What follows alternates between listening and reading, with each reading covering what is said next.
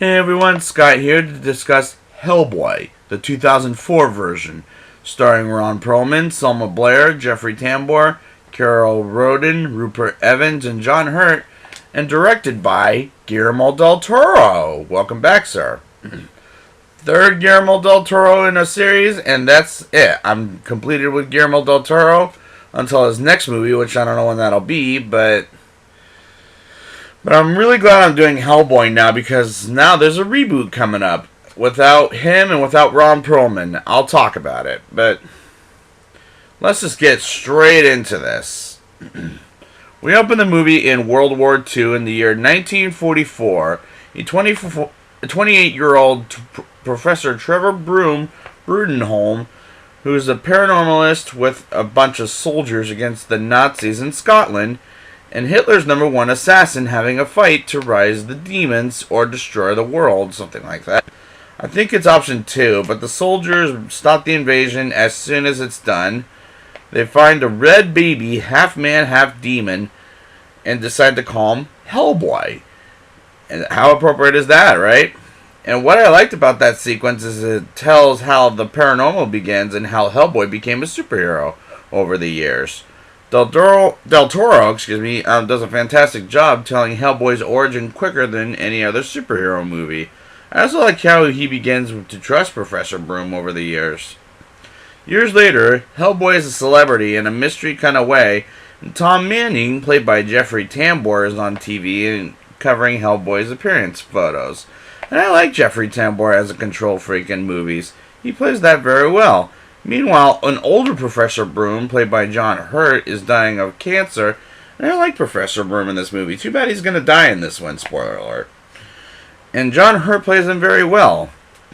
John Myers, played by Rupert Evans, is a very bland character, as he doesn't give his best performance here, and I don't like him here. But the character I do like that's introduced in these scenes is Abe Sapien, portrayed by Doug Jones and voiced by David Hyde Pierce from this TV show. And he's uncredited here as this character, as he reads 4 books at once and is a telepathic as he knows about Myers. I like Abe's introduction. Myers gets the tour of paranormal investigations and meets the star of the show, Hellboy himself, played by Ron Perlman, who's got a big interest in cats, which I do like that. And this actor, I love him in this role. This movie he'll be remembered for, despite he has other Guillermo del Toro films and this movie. And again, I'm a fan of his, and he has charisma as Hellboy, which will make me nervous for David Harbour and the reboot coming right up. Hellboy finds a slimy monster named Samael, who he calls Sammy, and Sammy can't die with guns, so they have a fight, which I really liked, and at times it was really funny when Sammy with Hellboy and Myers cross the street. Sammy and Hellboy make it across, but Myers can't get through without getting killed, and Hellboy saves his life and says, "Red means stop." That made me laugh. Hellboy and Sammy jump on a train, but Sammy gets out and a security guard hits Hellboy off the train, but they still fight until Hellboy gets Sammy on fire, and I do enjoy the fact Hellboy is fireproof. That's a good trick, and I enjoy the sequence.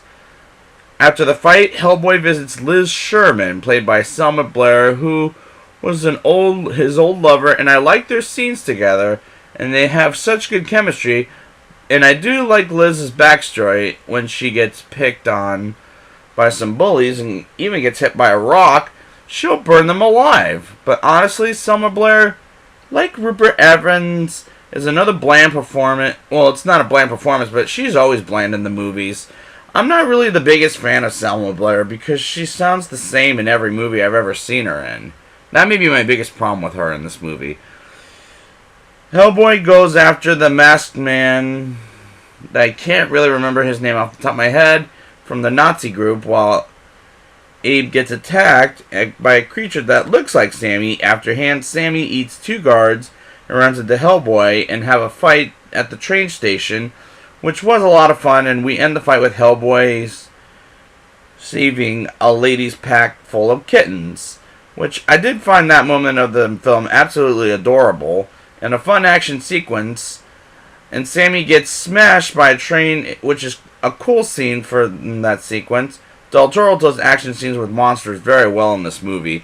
I admire that. Myers and Broom has Professor Broom invite Liz back home, and she sees Hellboy attacking Manning, which was rather a random sequence. Hellboy finds out Liz is going out for a cup of coffee with Myers, and Hellboy following them building to building without Liz and Myers seeing them, which was funny, but we lead to another adorable scene with the kid having milk and cookies.